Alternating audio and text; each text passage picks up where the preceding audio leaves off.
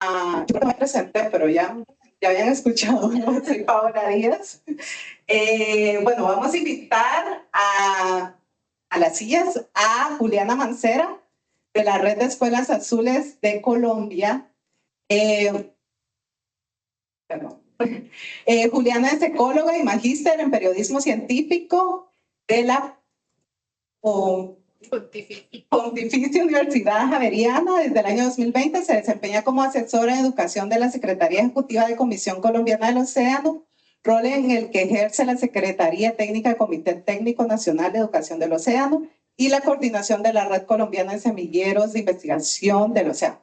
A su vez, desde el 2020 hace parte de la Red de Educación Latinoamericana para el Océano Relato, junto con el IBEMAR, y en representación de la CCO está a cargo de implementar el programa colombiano de Escuelas Azules y promover actividades de cultura oceánica por medio de las herramientas de trabajo articulado de la Comisión. Bienvenida, Juliana.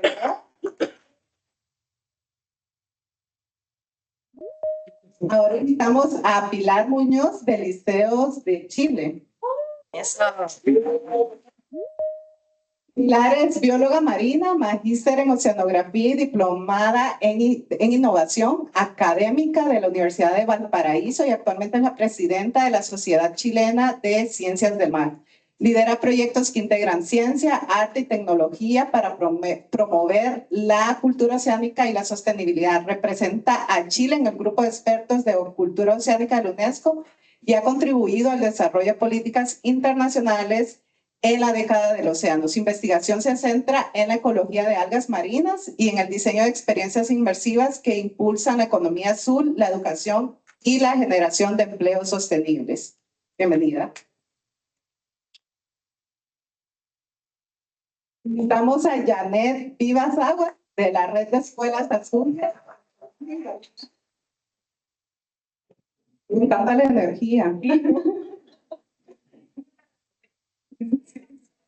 Janet es investigadora con más de 20 años de experiencia en calidad ambiental marina en Colombia, ingeniería pesquera y magíster en ciencias ambientales con amplia trayectoria en el INVERMAR, lo siento, me cuesta pronunciar INVERMAR, donde ha liderado proyectos sobre evaluación, prevención y protección de ecosistemas marinos y costeros. Es especialista en el desarrollo de indicadores ambientales como el índice de calidad de aguas marinas y costeras, certificado por la DANE. Desde 2016 lidera la línea de investigación de prevención y protección de ecosistemas marinos y costeros, promoviendo la gestión ambiental, la economía azul y la alfabetización oceánica, autora de diversas publicaciones científicas y técnicas y la coordinadora de Escuelas Azules para Colombia. Bienvenida. Nuestra siguiente invitada es Catalina Arteaga Flores, de INVERMAR.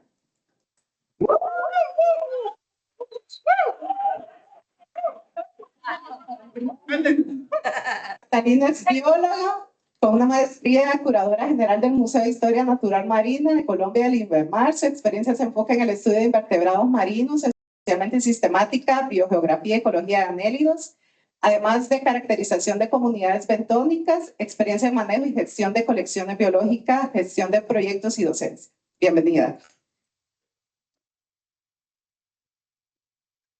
Y nuestro siguiente invitado es Ronaldo Cristofoletti, de Mare de Ciencia, Brasil.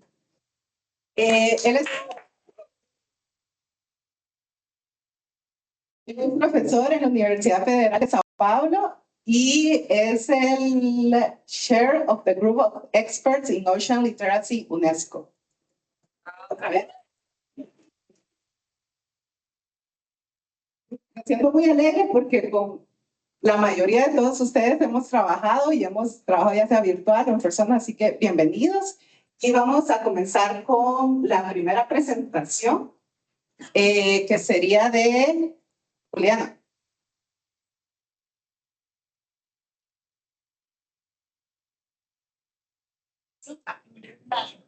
Juliana, si podés. Listo. Y si quieres. Buenas tardes a todos. A pesar de la hora y de ser el último panel, creo que todos estamos muy entusiasmados, contentos. Muchas gracias por la invitación, por la organización, por este espacio y por favor. Bueno, no sé si ya esté la presentación. Ya está.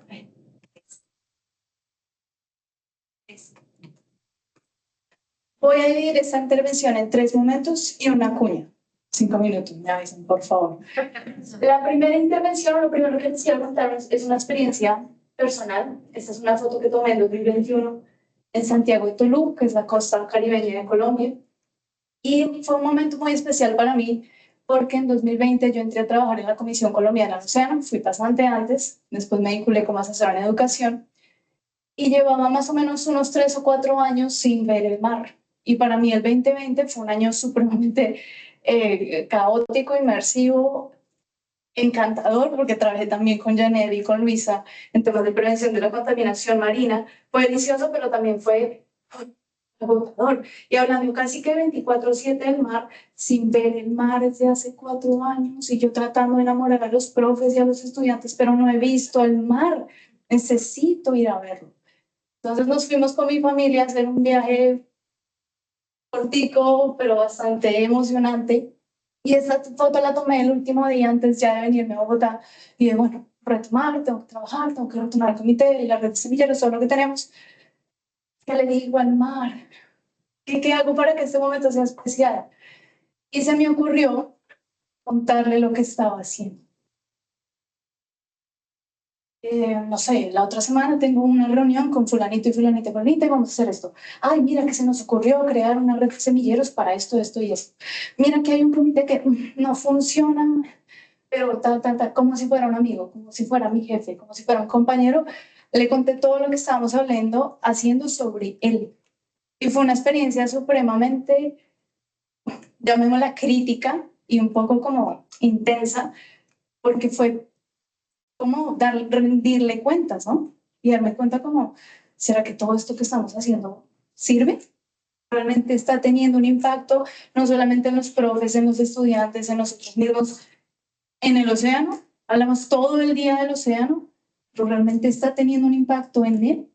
Entonces, a partir de ahí, yo me hice una promesa, o le hice una promesa, de que cada vez que tenga un viaje y lo vea, vaya al mar, voy y le cuento a qué vi.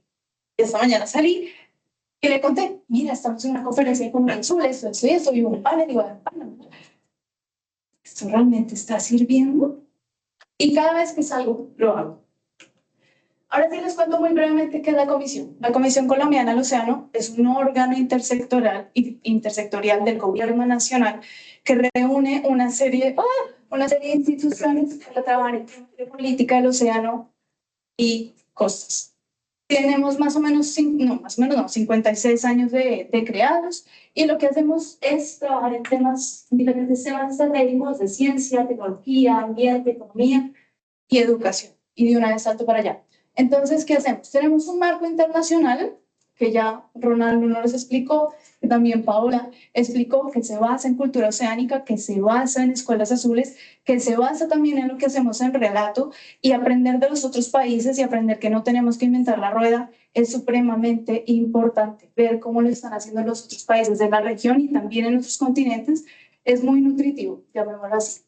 Tema de publicaciones. Tengo un compañero en la oficina también que es supremamente crítico con esto y nos dice siempre que hay que tener materiales para los docentes. La formación docente, que no veo por aquí a Gabriela, se nos fue. La formación docente es prioritaria, es muy importante y por eso hablaba también con Aldemar. Bueno, y ese es un logro que tuvimos con el Ministerio de Educación, de crear una pequeña colección de educación del océano que esté disponible para los docentes de manera que se puedan formar a partir de estos recursos. Estamos en la creación de uno nuevo que ya después les contaré. Y finalmente, un marco normativo nacional. Tenemos una política que es la que rige, que es la hoja de ruta de la comisión, y ahí nos habla de la importancia de la formación docente, por ejemplo. Y otro documento paralelo que es mucho más reciente, que lo mencionó Selene, el COMPES 3990, que tiene un diagnóstico que habla de la baja conciencia, de la baja formación en temas marinos. Habla bastante del tema también de formación docente, pero sobre todo de la formación en educación básica y media, pero nosotros nos vamos también a la educación preescolar. Hay un caso de un colegio en Pereira, que de pronto en las preguntas alcanzo a contarles un poquito, que es conmovedor desde Pereira. Pereira queda en el interior del país, muy lejos del mar, y están trabajando temas de polinización marina, humedales marinos, Pereira. Y finalmente tenemos un comité que integra a todos esos actores para trabajar en conjunto. A veces no funciona, a veces sí funciona muy bien, es un reto, pero bueno, muchas gracias.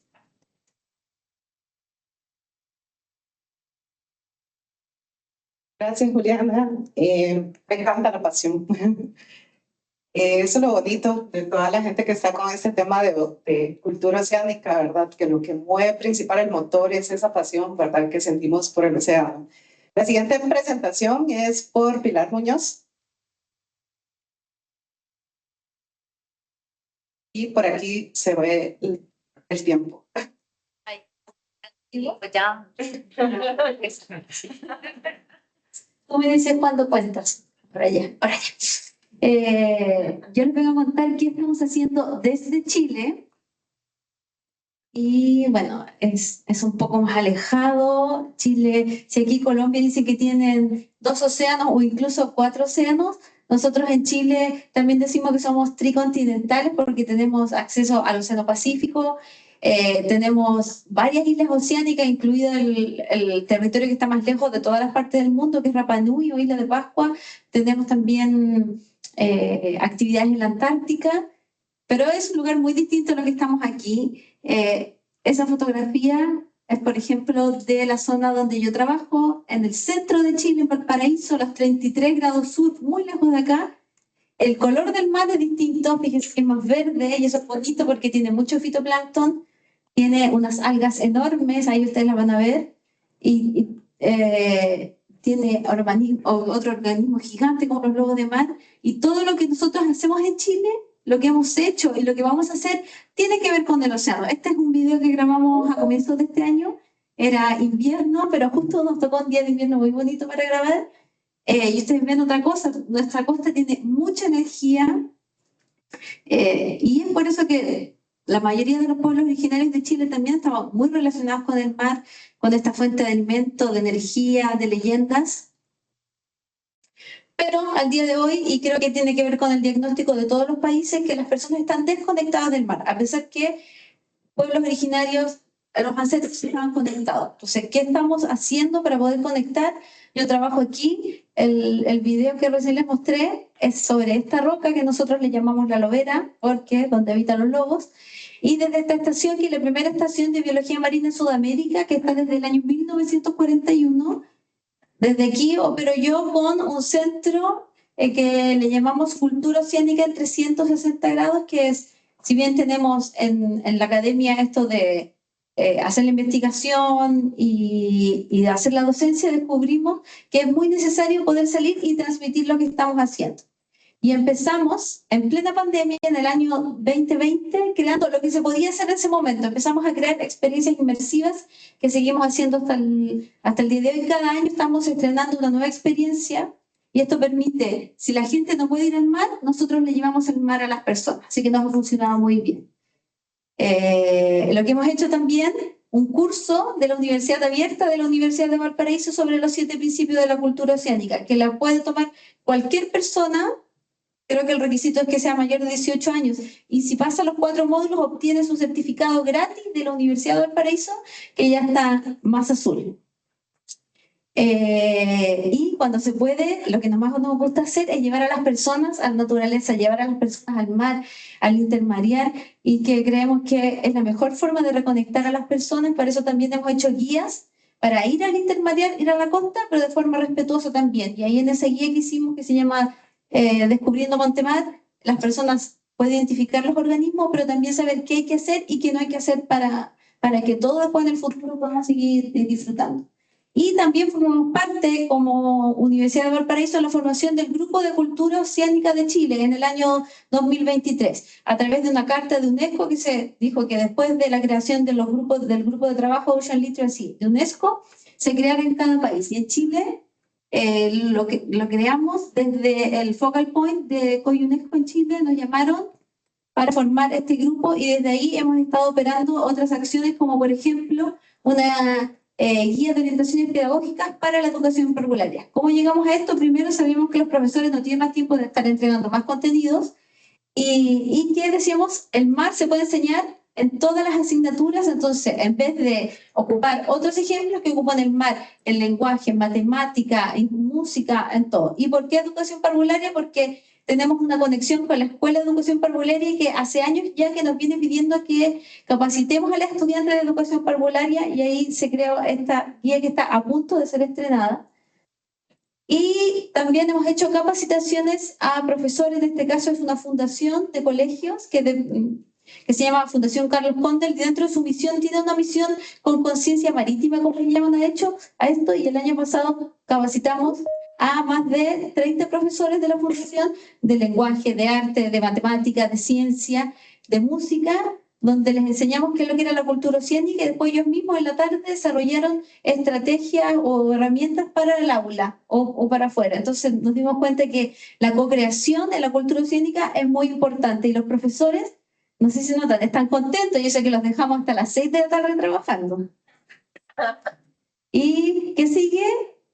Creo que vamos a poder empezar formalmente con las escuelas azules en Chile, aunque ya estamos yendo de trabajo, pero lo vamos a tener que hacer porque las escuelas lo están pidiendo. Así que todos invitados, ahí en el Instagram pueden acceder al curso, a la experiencia de realidad virtual, a las guías que hemos hecho todo, me pueden agregar al LinkedIn, podemos conversar, lo que quieran. ¿Estuvo en el tiempo? A mí me parece muy increíble ver como los ejemplos de Pilar que han trabajado bastante con cultura oceánica y bueno, hablábamos, ¿verdad? Que todavía no habían escuelas azules en Chile, pero en realidad a veces ya hay escuelas que están listas y que ya tienen todo el material, ya han avanzado un montón. Entonces, eso es súper inspirador y siento que están listos. La siguiente presentación es por Janet Vivas, de Colombia.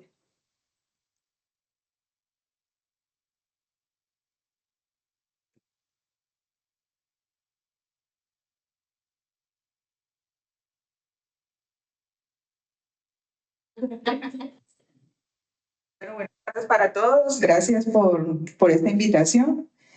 Con todo lo que he visto ayer y hoy, es grande el reto de estar coordinando esto. Pues es un inicio y pues Paola como coordinadora de la región Caribe, pues va a ser importante todo ese apoyo. Y con Juliana, obviamente. Entonces, bueno, contarles que sí, se habla de alfabetización oceánica, cultura oceánica, pero hay que empezar por aquí, ¿cierto? Pues, queremos llegar a la cultura, pero hay que empezar. Es comprender cómo el océano influye en nosotros y cómo nosotros influimos en el océano, pues es la clave. Y pues desde el INVEMAR empezamos con esta iniciativa, con esta inquietud desde el año 2019-2020 y hemos venido haciendo cositas. Eso es parte de lo que yo les voy a contar. Y pues de todo el reto, que también pues fue parte de un cambio de rol, que ahí es donde hay que mirar. O sea, hablaban de contaminación y toda la experiencia que tengo en contaminación, pero no es quedarse en el dato, quedarse en los problemas, sino buscar solución. Y en el otro lado estoy tratando de buscar soluciones y esta pues es una solución muy bonita. Entonces, aquí, ¿cómo vamos avanzando? Entonces, pues el territorio de Colombia es bien grande. Entonces, si lo vemos desde el lado nacional, hemos impactado 3 departamentos que están ahí en color azulito. Entonces, si es así, 9% del 34, o sea, 33 más Bogotá, sería 34, el 9%, pero si hablamos solo de la zona costera, podemos decir que vamos avanzando en el 25%. Pero el tema no es ese, sino todo lo que viene en blanco, o sea, el reto es bastante grande, pero bueno, ahí vamos en eso. ¿Cuál es nuestra hoja de ruta de trabajo? Pues nosotros le llamamos la estrategia de alfabetización, tenemos 3 fases, ¿cierto? Los laboratorios de formación que hacemos es promover los 7 principios, los 45 conceptos, pero con un enfoque de formador de formadores, porque es difícil que INVEMAR llegue a todas partes. Entonces hacemos eso y gracias a la virtualidad pues hemos podido hacerlo de manera más masiva. Entonces nos ha servido bastante. El segundo es Semilleros de Cultura Oceánica, que lo que hacemos es hablar con los profes y llevar el mar a los colegios, ¿cierto? Y también en esos espacios están también líderes y tenemos pues, instituciones educativas, bibliotecarios, organizaciones ambientales de todo tipo, pescadores, operadores, gente que trabaja a través del arte, los temas del océano, entonces todos ellos se vinculan ahí. Entonces hacemos esos semilleros. Y al final hacemos un encuentro oceánico. Vienen y nos cuentan, hacemos ese intercambio de experiencia entre actores locales, nacionales e internacionales, y por eso con varios, con otros profes hemos estado y tenido la oportunidad de conocer sus experiencias. Y últimamente venimos haciendo el diagnóstico del saber oceánico, que es una encuesta a nivel de estudiantes y docentes para conocer el nivel de conocimiento y percepción del océano. Entonces, eso también nos ha ayudado bastante. Bueno, aquí unas fotos de lo que hemos avanzado. Los laboratorios hemos tenido más de 8, más de 100 instituciones educativas, pues gracias a la parte híbrida, más de 200 participantes, más de 30 proyectos mapeados. Nosotros no hemos desarrollado material educativo como tal, pero gracias a lo que han contado por ahí, organizamos unos kits de herramientas que son virtuales, es decir, recogemos todo lo que está virtual y a la mano. Entonces, lo que cuenta Pilar lo vamos a revisar también, porque entonces lo que hacemos es que le damos a los profes estos kits de herramientas para que lo utilicen, y como vienen por diferentes grados, pues se facilita la tarea. Estos son parte de los semilleros, entonces hacemos actividades lúdicas, también hay colegios que también están haciendo cosas, entonces ellos hacen como sus presentaciones o hacen parte pues, de estos ejercicios, entonces ahí hemos impactado más de 2.200 participantes, y lo ideal es que dejamos como esa semillita en los profesores. Y el encuentro, ¿cierto? Entonces aquí nosotros, de manera simbólica, dábamos un certificado, ¿cierto? Pero pues ya aprendiendo y en el curso de entrenamiento, pues toca tener unos criterios, y eso es parte de lo que vamos a estar haciendo. Este era un certificado simbólico de que soy Escuela Azul, pero pues para tener ese certificado realmente toca hacer un proceso, que ya lo aprendimos, ¿cierto, Julián? Pero bueno, esto lo hacíamos simbólico porque es un incentivo, y además no es tanto hacerlo, sino las ganas con que te muestran los profes y los niños y todo lo que quieren hacer. Entonces, es un incentivo. Y aquí pues son organizaciones, ¿cierto? Diferentes organizaciones contándonos su experiencia. Esto es pues en cifras, más de 7.000 personas. También tenemos unos espacios que INVEMAR está a puertas abiertas. Los que pudieron ver el museo en esos poquitos minutos que Catalina, imagino, les mostró, pues hay puertas abiertas, vienen más de 1.000, 2.000 personas, entonces ahí cortamos. Listo. Era un poco eso, la reflexión es que es clave integrar el conocimiento del océano en la vida cotidiana. Y gracias.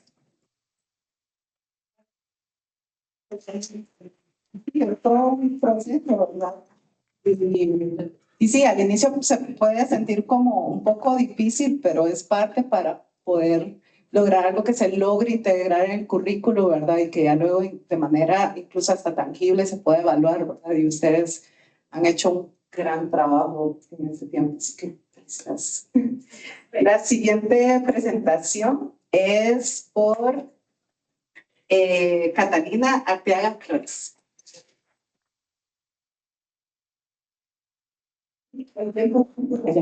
Ahorita. Es que se va moviendo, es sorpresa. Ah, ok.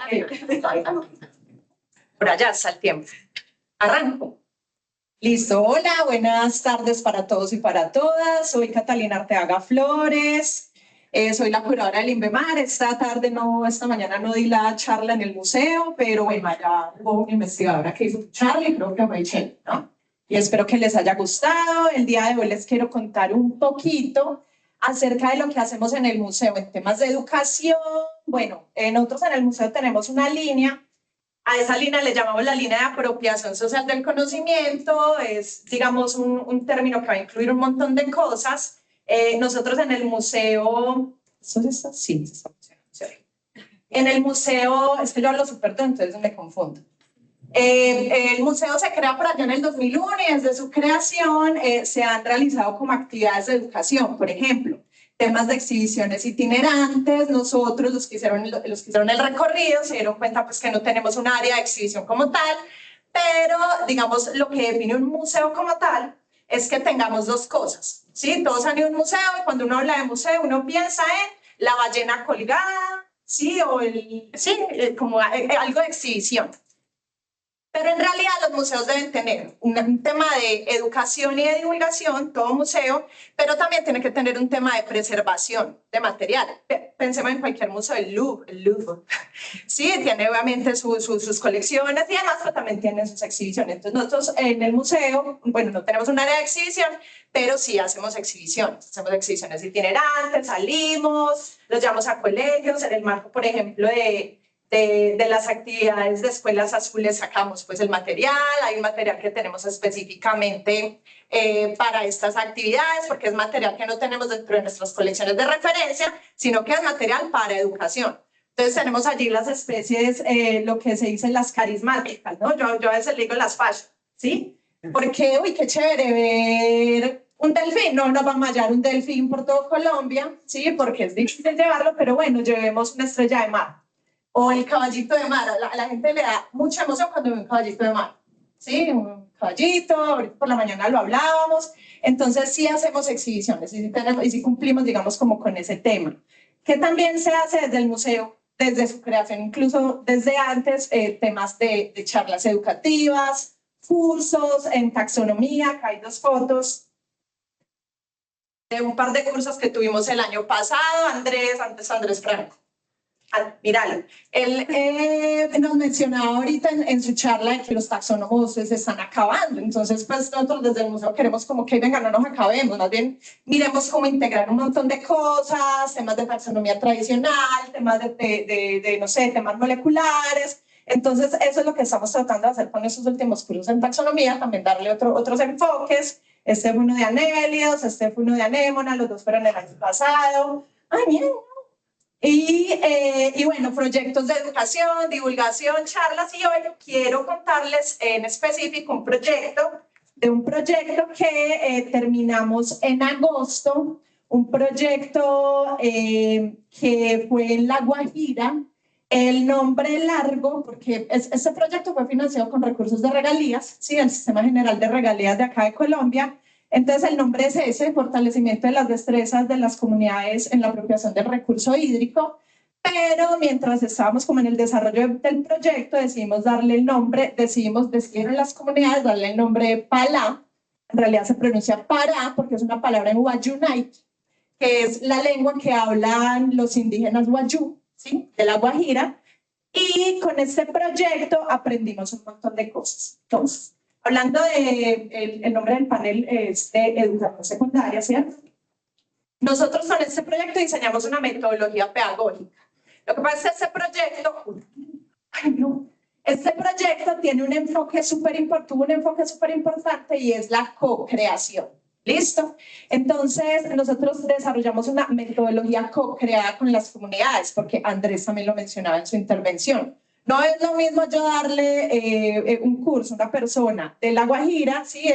Que tiene sus costumbres, su cultura, su idioma, ¿sí? Su lengua, a darle, no sé, una clase a una persona en el Chocó, por decir cualquier cosa. Entonces, en este proyecto nos enfocamos en la co-creación. Todo lo que hicimos fue co-crear. Y en el marco de esa metodología pedagógica, bueno, acá hay unas fotitos pues como de las personas con las que trabajamos con niños y niñas, bueno, adolescentes, de los grados 6º y 7º, en 6 instituciones educativas, generamos un montón de material y esos niños y niñas se convirtieron en guardianes, ¿sí? De su territorio. Entonces fue muy bonito todo este tema de la co-creación. ¿Listo? Por acá les dejo unos QRs porque tengo apenas como 30 segundos. ¿Sí? Para que porfa bajen ese material. En esa metodología pues, hicimos unos videos animados, tenemos unas cartillas. Entonces es muy bonito porque todo fue, digamos que tratando de rescatar, ¿sí? El conocimiento tradicional, tratar de fusionarlo con el conocimiento científico y con eso generamos un montón de cosas. Bueno, ¿ya todavía? Bueno, por favor, escaneen los QR, si tienen más dudas me cuentan. Yo sé que se llevaron un separador, los que hicieron el recorrido. Por favor, mírenlo, me escriben y sigamos hablando. Muchísimas gracias.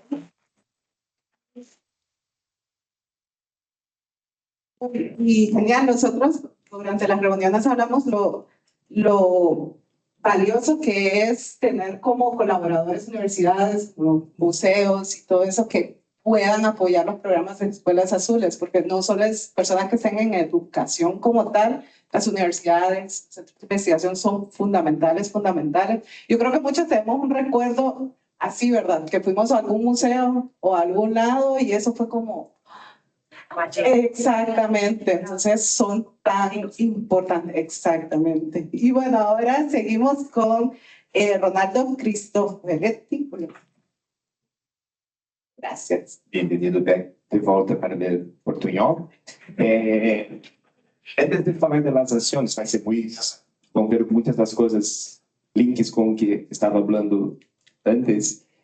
Eu quero dar um passo atrás. Quando começamos nas escolas azuis, tínhamos uma dúvida. Precisamos de escolas azuis?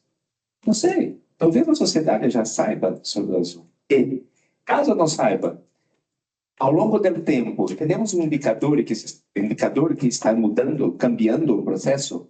Então, perdona que está em inglês esses slides, mas se foi feita uma pesquisa em todo o Brasil, perto, longe do mar, como pesquisa de eleição presidencial formal, para se entender como os brasileiros entendem sua relação com o mar, para entender o que temos, inclusive, que fazer como escolas azuis. Então, quero voltar a este passo. Eu vou trazer alguns poucos resultados, porque meu tempo é curto. Mas quero destacar primeiro, acá, quando perguntamos, como parte da cultura oceânica, se entende que o oceano influencia sua vida pelo ar, alimento. Temos em torno, isto foi feito em 2022, este ano de novo, já temos o segundo dado, que são similares. Em torno de 29% dos brasileiros não sabem que são influenciados pelo oceano. Mas quando perguntamos, e tuas ações influenciam, impactam o oceano? Temos 44%, quase metade dos brasileiros, não tem nada a ver com isto. Isto não é meu problema. Estes números, hoje há 12 países no mundo que há aceito, Canadá e Reino Unido se fizeram em 2022 também, e os números são muito similares, não é só alguma coisa de brasileiro. Então, entenda que temos cá, e o que para mim é mais forte, há um grupo que consegue entender que ganha algo, mas não consegue entender que impacta algo. E isso é muito importante de refletir. Quando olhamos na parte de economia azul, aqui alguns dados, 86% dos brasileiros dizem, não sei o que é. E não me importa, porque economia azul é termos de investigadores. So, não me importa o conceito. Mas começamos a perguntar, há algo que se recorda da economia que vem do mar? O que é o número mais alto é a pesca, ou somente 58%. E quero destacar alguns dados, como atividades esportivas e culturais, só 2% dos brasileiros se lembram delas. Quando se pergunta para lembrar. Artesanato, 7%. É link com a agricultura, que depende do ciclo de chuva, que é regulado pelo oceano, só com 1%. Turismo, 27%. Então, temos uma sociedade que não entende a economia azul. E por isso a importância, e aqui quero chegar com o link com escolas azuis. Este é um dado apenas deste ano e que aquece o coração. Perguntamos, você acha que isso deve estar? As escolas devem fazer projetos e deve haver cultura oceânica nas escolas. E temos que 89% dos brasileiros acreditam que sim. E isso é muito importante em um país que está politicamente dividido. Isto significa que quem vota na direita, na esquerda, no centro, todo mundo concorda que precisamos investir em ensino. Então, isso é muito importante para nós outros. E acá volta, não vou falar tudo de novo, como aqueles dados de investigação foram importantes para dar suporte para as universidades e governo, entendendo, não, a população prova que esteja nas escolas, prova nas escolas azuis, a população não entende do oceano, precisamos falar mais, e se vende então o currículo azul e as escolas azuis, mas eu queria chegar em como empoderar as escolas a ser. Este é o dado de um município, São Sebastião, em que decidiu colocar 100% das escolas como escolas azuis, e eles decidiram fazer uma cerimônia desenhada pelos estudantes e pelos professores, e com músicas tradicionais, e a pesca tradicional. E estava falando agora há pouco, o que hacemos com as escolas azuis. E para nós outros nunca dar uma receita, nunca dar o que fazer. É convidá-los a nos mostrar o que podem fazer. É empoderá-los que eles nos mostrem. E claro, se temos hoje 630 escolas azuis, se vem 630 coisas diferentes, mas acá está a riqueza do processo. Isso é rico. E o interessante é como se une educação e comunicação. A mídia, os jornais, a TV, se começou a entender o processo e naturalmente estão fazendo reportagem. E isso, para o professor e estudante que está em sala de aula, sair em um jornal é como algo super. Então, é um aditivo a mais para o processo. E aí se vem a Olimpíada do Oceano, que já havia mencionado, que envolve todo o país, que é um processo que dá vida à Escola Azul com as ações anuais. Percebe que é como trazer de diferentes posições pela comunicação, pela Olimpíada, que dá uma chance de um prêmio anual, porque eles decidam o que querem ser, e aí vamos monitorando. Esse é o que aconteceu semana passada. Em Brasil, tivemos uma Semana Nacional de Ciência e Tecnologia. Todo ano, aí uma semana que toda a educação do país, formal e não formal, trabalha um tema. Este ano o tema foi Cultura Oceânica para a Resiliência Climática. Tivemos literalmente milhões de crianças trabalhando, e professores e educadores que nunca tinham ouvido sobre o tema. Mas isso só aconteceu porque está em um jornal, porque o presidente falou, porque o jogo político, nós outros fazemos pelo coração, pelo jogo político faz parte do processo. Graças.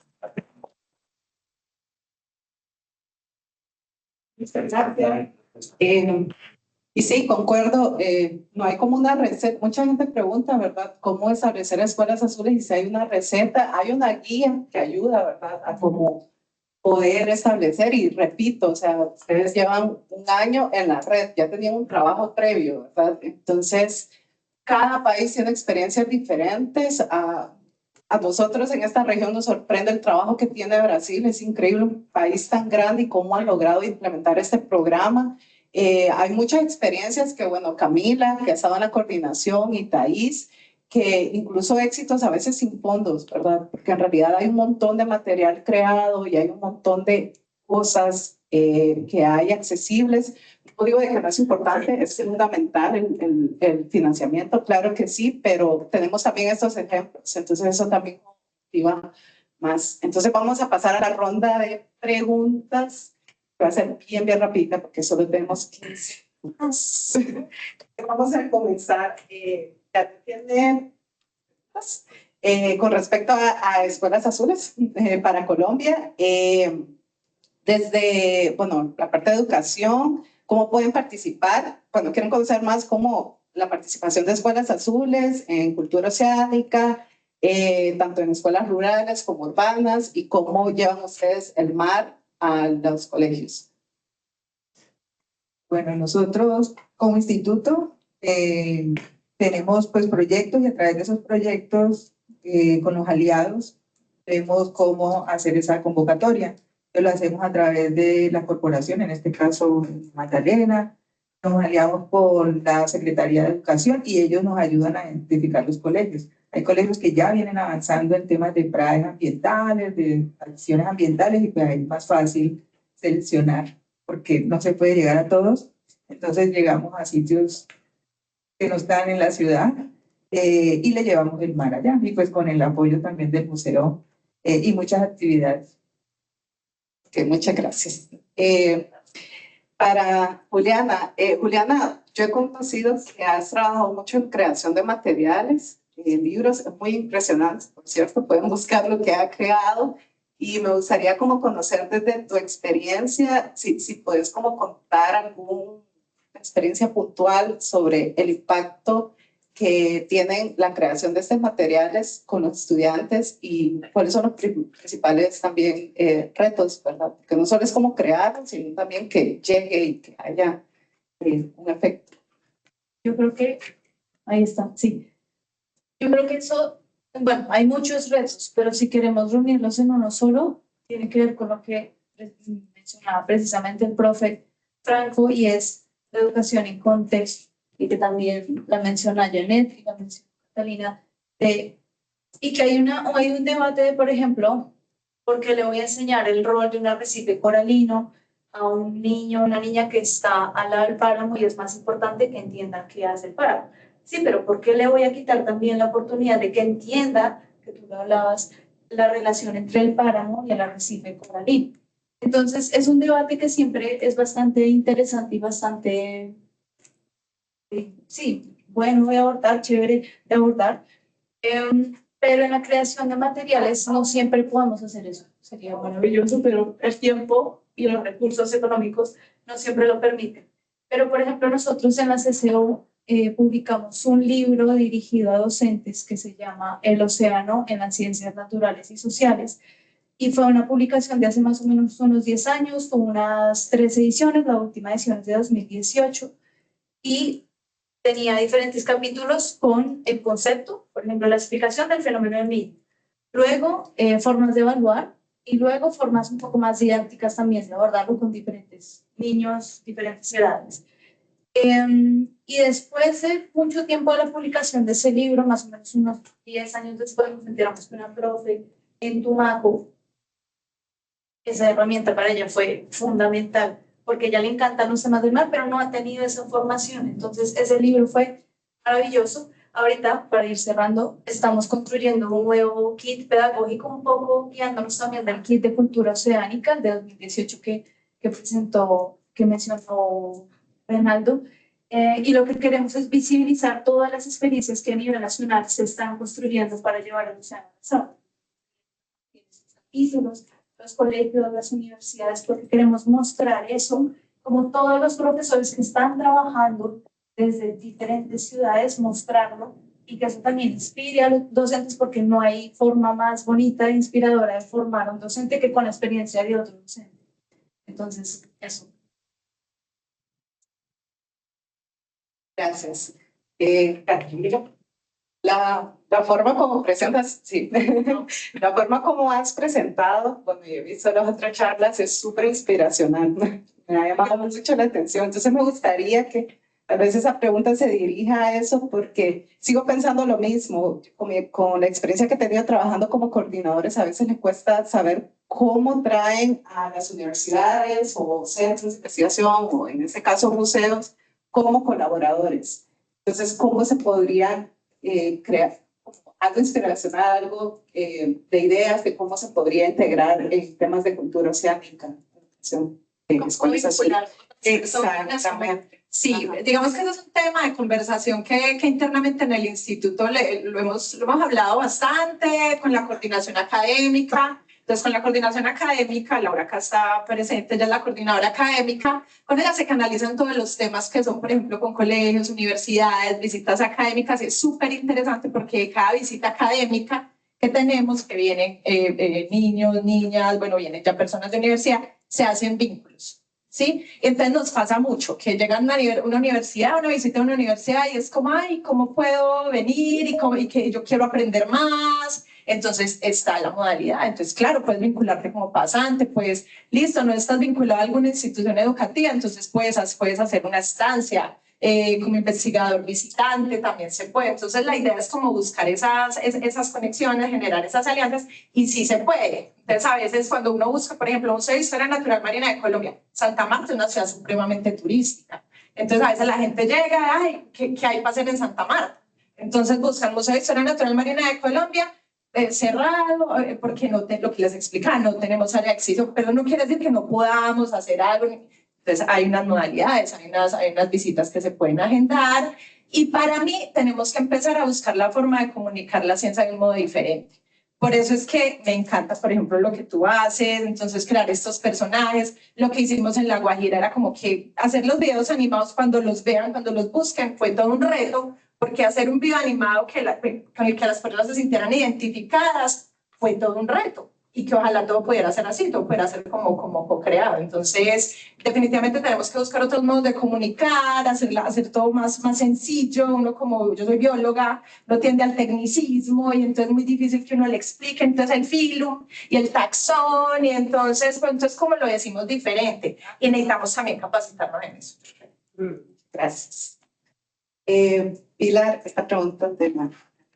Y bueno, como recomendación, esa idea de cómo incluir bueno, cómo lograr que se implemente en colegios, por lo menos costero, una cátedra marina. Tal vez como desde tu experiencia, como qué es lo que han logrado hacer. Es implementar una cátedra marina en las escuelas. Lo que nosotros hemos estado haciendo es a través de una educación más informal, a través de la educación ambiental, y ahí también hemos ido creando redes con las escuelas y los profesores que viven cerca nuestro en la región. Y hemos identificado entonces que, o nos hemos dado cuenta porque, bueno, primero estábamos inscritos en la página cuando existían 1000 científicos, 1000 aulas en Chile, que los colegios podían agendar charlas de científicos. Ahí yo también empecé a ir mucho al territorio y crear contacto. Como dices tú, si uno estaba, uno le va a hablar del mar y le mostraba yo la foto de la estación de biología marina, si podemos ir, claro que pueden ir, porque además yo se lo contaba a algunos, que a mí me llevaron a los 8 años a la estación de biología marina de paseo y a mí me impactó mucho y sé que eso causa impacto, así que uno hace el esfuerzo de poder hacer ese tipo de cosas. Entonces, básicamente, hemos ido creando una red de escuelas y más que nada de escuelas de profesores que están súper motivados y ellos hacemos la educación de naturaleza cuando nos piden, vamos también a las escuelas, los asesoramos cuando ellos tienen sus proyectos científicos y así vamos tratando de colaborar de esta forma más informal. Y a la vez, en el año 2014, en la Escuela de Biología Marina cambiamos la malla y dentro de las 5 áreas prioritarias del biólogo marino de la Universidad de Valparaíso, una es la educación ambiental. Entonces también nos formamos en eso, que el científico no solamente es para estar dentro del laboratorio viendo sus cosas, sino que una parte importante es cómo llevar estos contenidos a la comunidad, y todos los semestres tenemos una asignatura donde salen, aparte de la educación ambiental, con proyectos sociocomunitarios que van a impactar a la comunidad, al territorio, y que siempre tienen que estar co-construidos con la comunidad. Y eso también nos ha ayudado mucho. Todas las actividades que hemos hecho, la experiencia inmersiva, las guías de exploración del intermareal, los mismos cursos, o sea, eso lo hacemos siempre co-creado con la comunidad y nos da una mucho mejor respuesta, y además las personas se dan cuenta que la ciencia sí, la ciencia está en su día a día y que ellos pueden ayudar, pueden colaborar con la ciencia y también pueden acceder a los resultados si uno los pone de una forma más amigable con las personas. Genial, muchísimas gracias. Y Ronaldo, con toda tu experiencia con la cultura oceánica, creo que algo muy bonito sería también para ustedes que están ahorita en la red, ¿qué recomendaría para la red de escuelas azules para el éxito en la implementación? Creio que saber que não existe uma forma única. Cada escola é bela em um jeito que se faça. E é não mirar, é claro, se inspirar no trabalho dos outros, isso é muito importante, mas é confiar naquilo que está fazendo, porque assim como dissemos que a biodiversidade é importante, a biodiversidade de algas, a biodiversidade de organismos, a diversidade na sociedade, a diversidade em alimentos nos pratos, a diversidade de ideias que se tienen nas escolas, que se reconhecem em seu território e hacen acreditar em si mesmo. E que juntos fazemos esta diferença. Creio que não se comparar. Quando começamos na rede de escolas do Atlântico, aí na rede com 19 países do Atlântico, e você imagina, temos Brasil, Argentina, Namíbia, África do Sul, Angola, Estados Unidos, Canadá, Portugal, França. As diferenças culturais, econômicas, sociais são muito grandes. E ao princípio se empezou uma comparação que não consigo fazer o que a escola de Canadá faz. E o que fizemos nos primeiros 6 meses foi parar todas as reuniões de troca e dizer, não. Primeiro cada um se estrutura. E depois de 1 ano e meio, o que se viu é que as escolas de Angola, Namíbia, Quênia, Nigéria estavam fazendo, era absolutamente incrível, e não estavam mais a comparar. Então, confie em ti, porque em tua realidade há algo importante. Muchísimas gracias. Gracias en serio a todos los panelistas. Como queda un ratito, quería hacer algo diferente. Vamos a ver los organizadores si me dejan. Alguien que quiera hacer una pregunta puntual a un panelista y damos 1 minuto de respuesta. Vamos. Oiga, perfecto.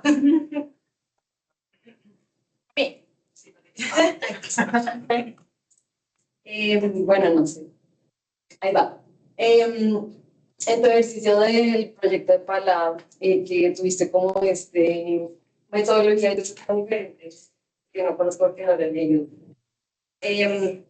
¿Cómo hicieron para construir esas metodologías o como quiénes fueron sus aliados? Por decirlo, si yo quiero hacer algo así similar, ¿a quién busco? ¿Un antropólogo, un sociólogo? O sea, ¿quién te ayuda a crear eso y cómo podemos hacerlo otras personas? Sí, eso fue todo un reto. Nosotros empezamos como en el 2019 con la idea de hacer, o sea, de co-crear, ¿sí? No llegar con mi conocimiento del filo, Manélida, no, co-crear, ¿sí? Entonces, lo primero que tuvimos que hacer fue tener un contacto con las comunidades. Las personas que viven acá en Colombia saben que trabajar con las comunidades de La Guajira no es sencillo. Aparte, me asusta mucho de una lideresa que nos decía, es que ustedes llegan acá, ¿sí? Nosotros los que no somos guayos somos arijunas, ¿sí? Ustedes los arijunas llegan a nuestro territorio y ustedes están acostumbrados a saludar cuando llegan. De buenas, hola. No. Nosotros los guachú, si saludamos, al saludar es el dueño de la casa, ¿sí? Si el dueño de la casa cuando tú llegaste no saluda, es porque no eres bienvenido, más o menos. Entonces, empezando desde ahí, ¿sí? O sea, cuando uno entra y si entra mal, ya entraste mal. Entonces, y desde la propuesta, entonces ellos también nos decían mucho, ¿no? O sea, pero pregúntenos, ¿qué necesitamos? Entonces, también, desde las mismas propuestas hay que hacer eso. Estas metodologías ojalá fueran replicables con otras comunidades, porque lo que les digo, fueron co-creadas, todo fue co-creado. Entonces, venga, ¿usted se identifica con esto? Sí. ¿Cuáles son las necesidades? Estas. Bueno, ¿cómo es el territorio? ¿Quiénes son los guardianes del territorio? Ustedes mismos son los guardianes de los territorios. Entonces, hay que escuchar a la gente, no llegar imponiendo, no, es creando desde el comienzo, ¿sí? Entonces, ¿cómo se imaginan? Les preguntábamos, no sé, un tema, para que ustedes conozcan más de la biodiversidad, ¿qué se imaginan? No, tenemos que empezar a rescatar nuestro conocimiento tradicional, porque los niños ya no quieren aprender Wayunaiki, ¿sí? Por ejemplo. Entonces, todo el material que nosotros generamos está en español y está en Wayunaiki, ¿sí? Todo. Entonces, es eso. Es desde el principio escuchar a las comunidades, evaluar necesidades, fusionar conocimiento tradicional científico y generar cosas maravillosas. Gracias. Y como estuvo divertido, entonces tenemos para una pregunta más. Muy cortita, con respecto quizás para Rodolfo, quizás porque como que complica el tema de las escuelas azules. ¿Cómo optimizan o cómo generan sinergias entre las escuelas que son parte para potenciar la inteligencia colectiva? Es decir, hacer que la colaboración entre pares les permita aprender unos de otros, ahorrar tiempo de aprendizaje y generar, por supuesto, sinergias colectivas. Gracias. Hacemos en dois formatos. Hay que hacemos de baixo para cima. Quando uma escola nos procura e diz, quero fazer algo, quero trocar, e procuramos outra escola do mundo, do Caribe, do lugar que esteja trabalhando em mesmo tempo. Então, muitas vezes as escolas dizem, estou fazendo projeto sobre mangaves e me gostaria trocar com outra escola. Então, fazemos isso. A segunda forma é que, de tempos em tempos, todo ano, nós outros propomos desafios, que estamos propondo trocas entre escolas neste tema, ou sobre práticas pedagógicas, e aí se formamos grupos, pero com uma, talvez, que para nós outros é a estratégia mais forte. As trocas têm que ser feitas e explicadas pelos estudantes. Eles são os jovens embaixadores, eles contam o que fazem, eles debatem, eles estudam. E é muito forte o empoderamento. Para se ter uma ideia, em 2022, fizemos uma troca que foi entre escolas, porém, como grupo de governança do oceano em la ONU, que estavam em Brasil para um curso. E se foram discutir, os estudantes foram convidados de 15 escolas a discutir com os membros da ONU, os documentos de ONU. E a princípio todo mundo estava e os próprios membros de ONU estavam falando disso. It was absolutamente impressionante. Os estudantes tiveram 10 dias para se preparar com os documentos e sentaram de igual para igual e dizendo, por que esta decisão? Não, isto aqui sobre poluição, nós acreditamos. É muito forte quando se empodera os estudantes em uma troca. Então se constroem em conjunto e começam, seja pelo desafio ou seja porque eles pedem. Estamos abertos a criar as redes. Muchísimas gracias. Aplausos.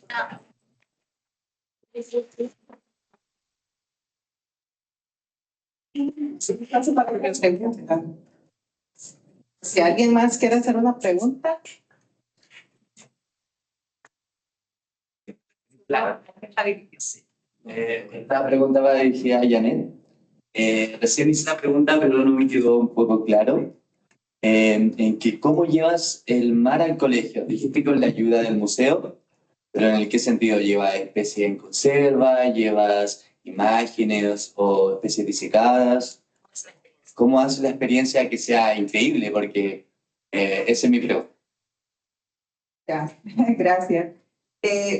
Bueno, el museo es uno, pero nosotros hacemos diferentes dinámicas con residuos sólidos, dinámicas con los temas de vertimiento, o sea, todo lo que es contaminación, que es como nuestro tema, lo volvemos a actividades lúdicas.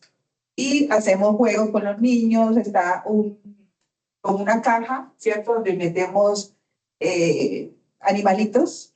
Ellos meten, o sea, como la sensación, entonces adivinan, ¿qué cogiste? No, un cangrejo, y cuando sacan no es un cangrejo, sino es otra cosa, entonces es más como un tema de sensorial.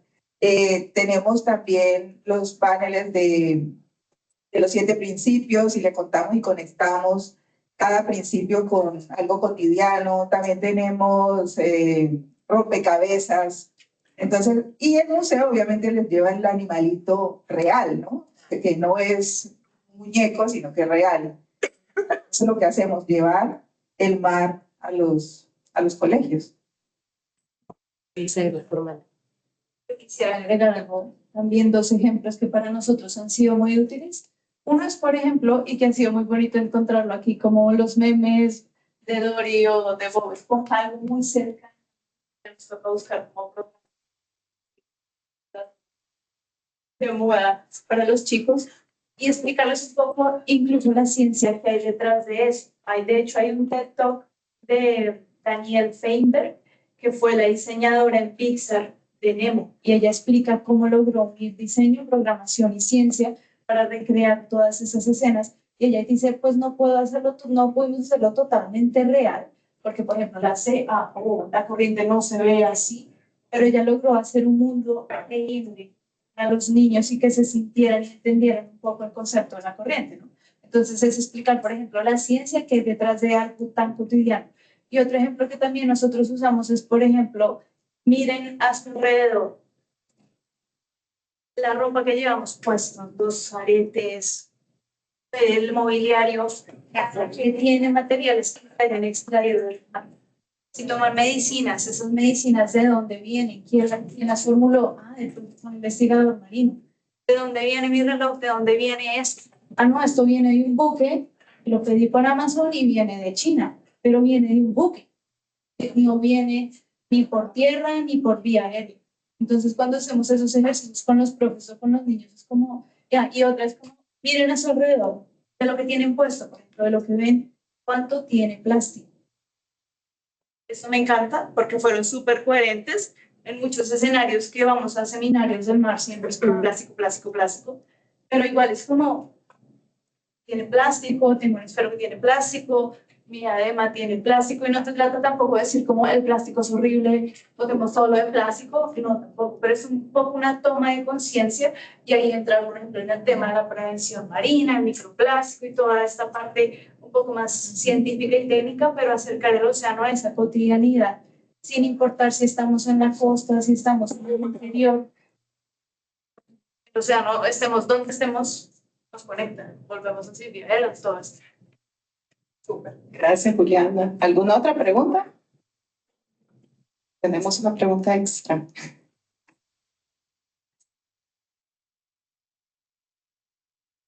no dirigida como a nadie en específico. El que me quiera responder está bien. Entonces yo tengo como una duda, todo esto de las escuelas azules es muy nuevo para mí.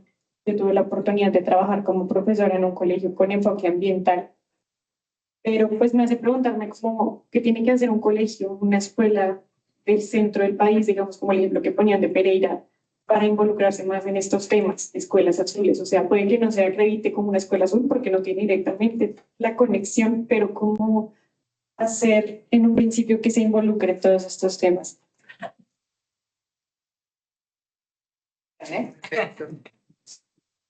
Lo primero que tiene que tener es ganas de hacer cosas con enfoque ambiental, digamos, ¿no? No solamente el mar, porque el mar nos conecta con muchas cosas, pero no, o sea, no le veo el sentido de decir que por qué no si no estamos al lado del mar.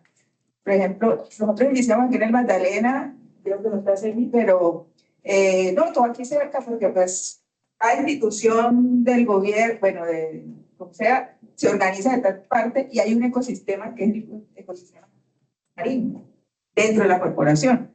Pero ellos también trabajan y pues son la autoridad ambiental de todo el departamento, es decir, de la sierra. El ejercicio que yo les mostraba, que nosotros llegamos, gracias a la virtualidad, a todos los sitios, y los profes y los estudiantes, todos pues, muy conectados, así sea de manera virtual, estando en la sierra, estando con frío, con el océano. Entonces puede estar allá, así como decía Juliana, puede estar en Pereira, puede tener. Lo importante es que quieran hacer cosas que impacten de manera positiva al océano, porque ya nos lo decían ayer y pues es parte del discurso que uno usa, que el oxígeno que respiramos, la mayor parte viene del océano, muchas cosas vienen del océano y nosotros no las sabemos. Es un poquito más como inspirarnos en eso, que lo que hagamos, lo que se hace arriba se siente abajo.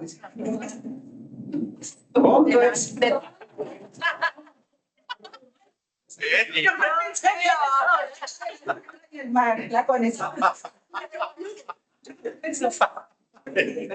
Que eso también es muy importante. Las escuelas azules no están solo en la costa. Bueno, tenemos el ejemplo de Brasil, ¿verdad? Que 500 kilómetros.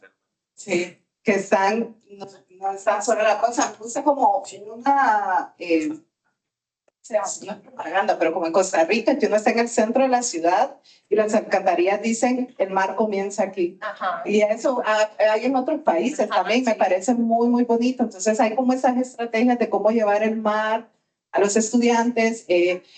No es difícil, entonces si una escuela quiere pronunciarse, aquí tenemos a coordinadores, en el caso de Colombia, bueno, las coordinadoras, donde hay formularios y ellas dan asesoría, entonces también no es como algo que se piense como, ay, no, demasiado difícil, en realidad es algo que se puede enfrentar. Sí. Para complementar, sí hay como unos 5 criterios que son los que ha definido la UNESCO, ahorita de los pasos, pero el principal es que hagan un proyecto ambiental incluyendo lo marino. La idea es que sea un proyecto universal. Muchas veces nos de pronto la comunidad académica, si tienen comunidades, no sé, por ejemplo, piangüeras, pescadores, comunidades extraescolares, los puedan vincular, pero realmente es algo muy sencillo, tener un proyecto en temas marinos, que salga un poquito más del aula también, se me escapan los otros 5, y llenar un formulario que va a ayudar a la coordinación nacional para que obtengas el certificado, el logo y entras a ser parte de este programa. Es más que todo tener un intercambio de experiencias muy valiosos, como por ejemplo la red de escuelas. Así. Gracias. Ahora sí, muchísimas gracias y aplausos de nuevo.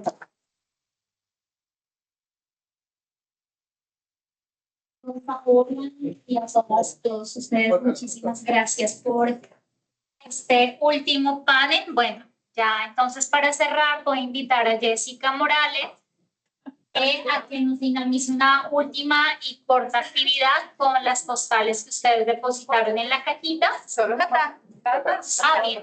La fotografía. Animes.